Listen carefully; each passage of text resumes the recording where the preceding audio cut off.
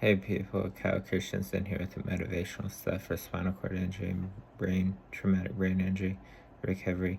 Uh, I was going to talk about when I was in a chair for a while, and then after getting to the walker, and then having to be back in a chair after knee surgery for a little bit, and how I was able to get through those times with bathing and with bathroom stuff and with everything like that.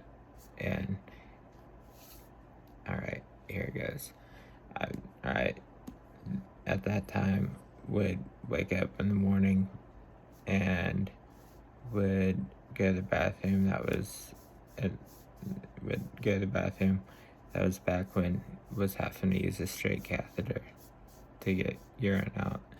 That was the only way I could go to the bathroom was to use a straight catheter.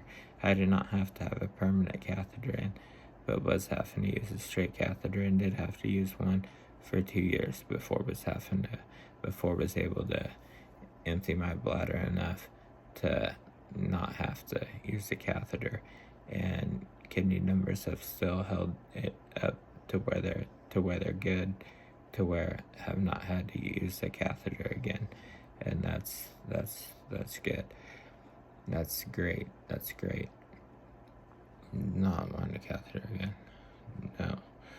Uh, you know, and as far as shower, my mom and dad had a walk-in shower installed, and the old one taken out and a walk-in installed at the time of my accident, and that kind of adapted to it was really nice, and now really nice. There's no stepping over the tub. Now it's a breeze, especially with a shower mat in there and have a grab bar in there. It's really nice to go shower in and feel secure, because and that was another thing, feeling secure on your feet after a spinal cord injury, because you feel secure with footwear on after a spinal cord injury, but you don't without footwear on. As far as for me, I mean,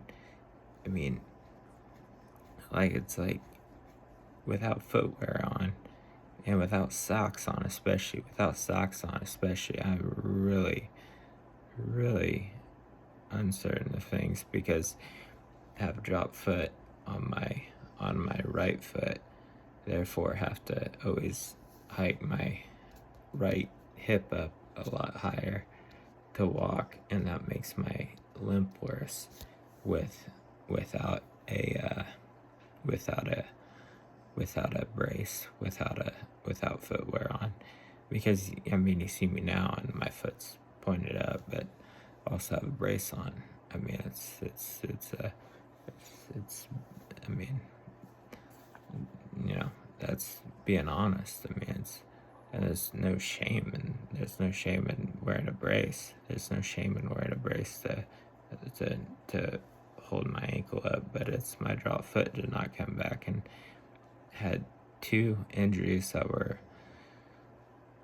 causing a drop foot, and it could have been caused by either one of them, and it was a double whammy, and the chances of it coming back were really slim to begin with, and they only really dwindled as the years went.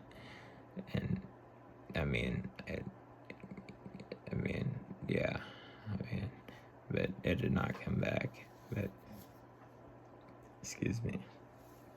Anyway, that was a lot of getting poked with needles, though, an acupuncture, and hooked to electricity for. But anyway, no, I looked at that as a learning process, and it also,